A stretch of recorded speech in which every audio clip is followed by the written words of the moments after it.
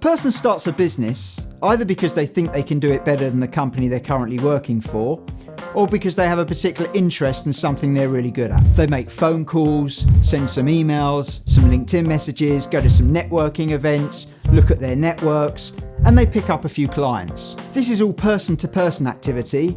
As we know, it's sales. And as the business grows, they need someone else to help them. So they bring in another salesperson to do the same thing. Send emails, make calls, go to networking events, hustle and get business. As the sales team grows and the business gets busier, the communications don't seem very joined up. And eventually someone turns around and says, I think we need some marketing. So the business recruits a person who they call marketing manager, although actually they don't manage anything. But they have to call them that because what they really are is sales support. But if they called the function sales support, no one would probably apply for the job. This person is charged with looking after the website, organising any company literature and business cards, and looking after social media, which often means posting a few tweets or whatever. This person is given no authority and no budget, and people are normally rather condescending when they post something on Twitter or Facebook and they don't see any real effect. And of course then everybody says, well, this marketing stuff doesn't really work, does it? And that is the history of most business-to-business companies who are sales-led with a little bit of marketing support. And you know what? That used to be okay, because actually people couldn't go through buying journeys on their own.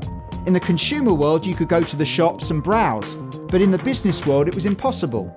And therefore you had to get in touch with a company right at the beginning of the buying journey to understand what the offer was. But as digital technology has become ubiquitous and the World Wide Web has become mature, this is no longer the case. Today, people are going through the buying journey more and more on their own without you being there. Today, if you want to ensure you're in someone's buying set, you can't just rely on salespeople knocking down doors and making phone calls. Today, you actually need marketing. That's brand-to-person communication. It's not that sales doesn't matter anymore. Person-to-person activity is still really important. But without proper marketing, companies are going to find they don't even get into the buying set. And so we're seeing a shift from sales-led organizations to business having to become marketing-led.